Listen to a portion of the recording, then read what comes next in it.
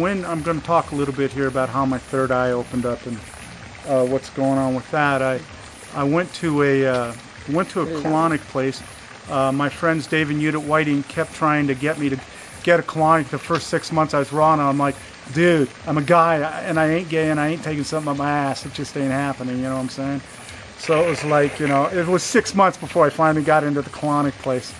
And then what happened was, it was up in Seattle, and after all the water had expelled out from me, my forehead started buzzing right here, and I didn't know what it was. And I remember after I came out, and I asked them at the front desk, well, what's with the buzzing in the forehead? Because I just assumed it happened to everybody after colonic. It was my first one, and they were like, nah, you know, we don't know, we don't know what it is. So then they called over one of the gals there, and her name was Janet, and she was like going, well, it could be the pineal gland. I've never heard of any of this stuff, okay? I mean, I've never heard of the third eye.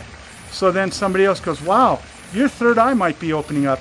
And as a kid, I had seen this movie of this claymation thing, and it had this big eye here, and that's what I'm picturing when they're telling me my third eye may be open. I'm like, it's impossible for an eye to, I'm thinking, it's impossible for an eye to form here and open up, right? And that's when I left their colonic place. I'm like, these guys are nuts, man. I'm not even coming back, you know? Except I felt this incredible peace there, and I did end up, thank God, coming back. So I was kind of like trying to figure out what all this was. Then about 2-3 days later, it actually popped out.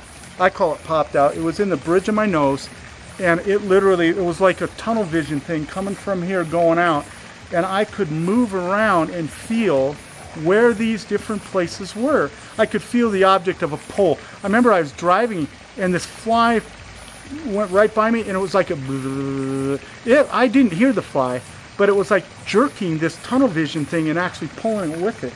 It was really bizarre. I can't begin to describe it, except that when I got into California, I needed sunglasses, and I put my sunglasses, I was like, whoa, whoa, whoa, okay, sunglasses are over. While this thing stayed open, I mean, like that for like, I don't know, a couple months. I'm living my life. I'm just not, you know, I'm just living my life here. So I wasn't writing anything down. I wasn't tracking it because I didn't understand what it was. So then about 7 to 10 days later, I'm down in LA because I'm hanging out at Giuliano's restaurant, Planet Raw. And there's a co-op, and they got a great raw food book section there in Santa Monica. It's called the Santa Monica Co-op. So I go in there and I see this book by Matthew Monarch, and I'm like, I open it up, and literally I opened it right to the page where he's talking about, yeah, I had this colonic, and then my third eye opened up. And I'm like, I am in tears in this place going, oh my God, it's as real as Explosive Love, because that's what happened with Gabriel Cousens' book. I literally, within a short period of time with the Explosive Love, then I'm reading his book, then I find out about it.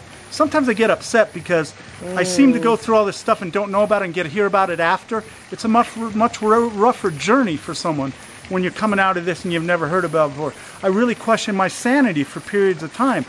Several times I said I'm done with all this raw food stuff because I keep walking into these things and I don't understand what they are, and now I'm crying. I mean, what guy cries in the world? Seriously. I had not cried in a long time. I'll put it to you that way. And, you know, it's just like, so I still struggle with it on a personal level. I shared a little bit of it with Magomi, but I prefer to not go on about my personal struggles on the camera, you know.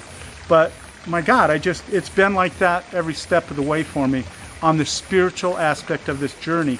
And all I want to share with you is I'm meeting more and more people that are experiencing more deeper spiritual connected awareness.